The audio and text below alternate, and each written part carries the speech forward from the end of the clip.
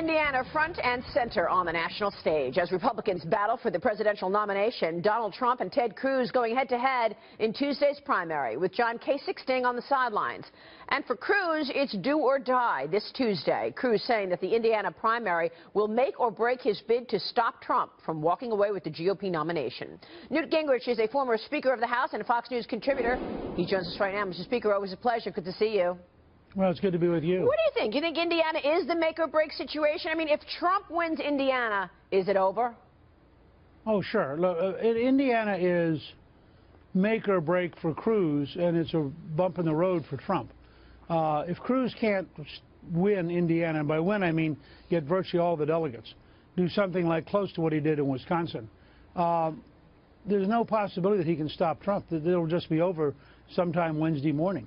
On the other hand, if Trump doesn't do particularly well in Indiana, he has so much overall momentum and is such a huge lead, he could still win by winning in New Jersey and California on June 7th. So for Trump, it is a significant event. For Cruz, it's life and death. We're going to talk with Bobby Knight coming up, and obviously the famous coach has backed Donald Trump, but then, of course, the governor in Indiana has gone with Ted Cruz. So, but he also had nice things to say about Trump. So how important are these endorsements? Well, I'm not quite sure. I mean, if I were measuring Indiana and I was at Purdue this week talking to students and then talking to Republicans and to local leaders,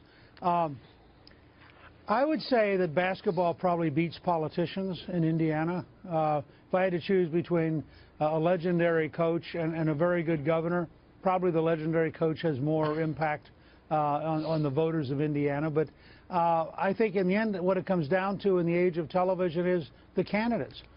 Trump has an enormous ability to reach through that medium, whether it's on YouTube or it's on Facebook or it's on radio and TV. His personality seems to be moving the system in ways that none of us, and I include me, none of us could have predicted 3 or 4 months ago. Will that personality and that leadership that we see over and over from Trump be enough to beat Hillary Clinton come November? Probably. Yeah. There's a poll out this morning that's from Rasmussen that shows them tied at 38-38. The fact is Hillary will be the most unpopular Democrat ever nominated. Trump will probably be the most unpopular Republican ever nominated. So you have high negatives on both sides. But there's a huge difference. Trump has, and I would just say this about everybody who's watched this race, none of us have gotten it right. You go back 2 or 3 weeks before New York, nobody would have said he's going to get 64%. You go back the Sunday before the Pennsylvania primary, nobody would have said he's going to carry every single county in 5 states. He is doing something remarkable. Republican turnout is up 60%. Democratic turnout is down about 20%. And those things bode very powerful messages for the fall. So I think when Trump pivots, which he will once he has the nomination, and he begins to think about 100% of the American electorate and how to reach Latinos and African Americans and Asian Americans and younger voters, I think you're going to see a very remarkable campaign, just as up till now what you've seen is historically unthinkable. It's an amazing achievement. Yeah, and now it's about, well, who might he get around him? Who is Trump going to put around him in a cabinet? So there's been some talk, I'm hearing basically on Wall Street, that he's talked to Henry Kravitz about being his potential Treasury Secretary. He might have. I mean, I think his bias will be to find business leaders in the real world who have actually done things as opposed to academics and lawyers and politicians. I also think there's a possibility, and somebody said to me yesterday, and I thought it was a very interesting idea, he might reach out to a military leader to be his vice presidential nominee. He doesn't have to be restricted to the traditional politician nominee. He could seek somebody like a General Mattis, who was a remarkable leader, and the number of other folks who would fit that. There are 5 or 6 senior officers, all of whom would be quite attractive and would eliminate this question about whether or not Trump would be safe with national security. What about you? Would you consider being his vice presidential pick?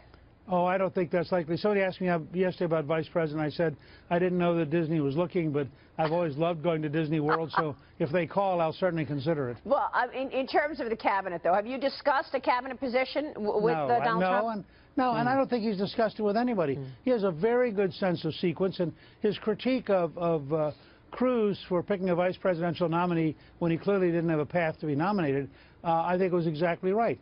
The time for Trump to think about the next stage is when he finishes this stage.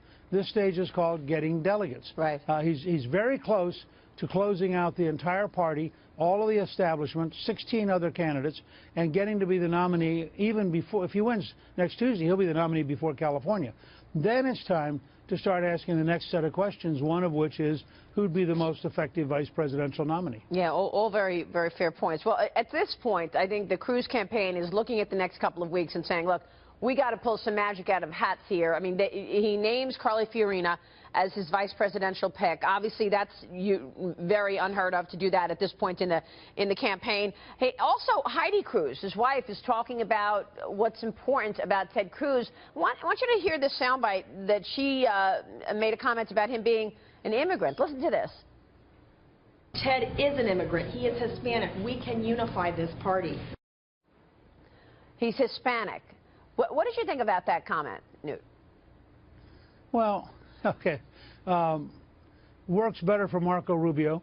And of course, she can't really mean he is an immigrant because, of course, he is an American for the purpose of running for president. So Cruz has never run as an immigrant. He's never particularly identified with the Latino community. That doesn't mean he wouldn't be effective. Look, I think that Ted Cruz is a very smart man. I think he clearly was a national class debater. He was a brilliant lawyer, and he's run a very good campaign. Out of 17 candidates, he's one of the 2 guys who have still really survived. That's not a small achievement, but I don't see that as a major point of appeal. The problem Cruz has is there's no poll that shows that Cruz is dramatically more likely to beat Hillary Clinton than Donald Trump. And if you keep losing primaries, and particularly if you come in 3rd in 4 out of 5 this last Tuesday, you have a pretty hard argument to make that you're more electable. And so that's why I think the arguments, they're the right arguments. They just don't have factual background to make them work. You know, it looks like he's counting on a contested convention, Ted Cruz is. And yet, if Donald Trump gets the 1237 delegates before the convention, the establishment and the Republican Party will have to get behind him. What changes once the GOP really gets behind Donald Trump in a big way? You know, look, almost everything changes. Really? This is a lot like a sporting event. There's no reason for the underdog team to quit if you're only halfway through the 4th quarter. They have every right to play it out. But there comes a moment, and for Trump it may come as soon as Tuesday night. If he wins Indiana, and I was told a little while ago, John Heinz told me that there's a poll out that puts Trump rather up by about 15 points in Indiana. If that's true, and he wins Indiana by a significant margin, then the fact is the next morning he is the nominee. Not the presumptive nominee, he's the nominee. Right. It's going to happen. I think almost instantly you'll see people's attitudes start to move towards accommodating him, adjusting to him, figuring out how to work with him. Very few Republicans can tolerate the idea of Hillary Clinton as president. And I think that drives them towards Trump almost immediately once he has, in fact, clearly got the delegate votes. Right, which, of course, gives him that further push. Poised to be held. You're right. It all becomes circular. Right. The more you get, the more momentum you have. Therefore, the more you get. Therefore, the more momentum you have. He's right at the edge of that kind of cycle. We'll be watching. An exciting Tuesday night is ahead. Newt Gingrich, always a pleasure. Good to see you, sir.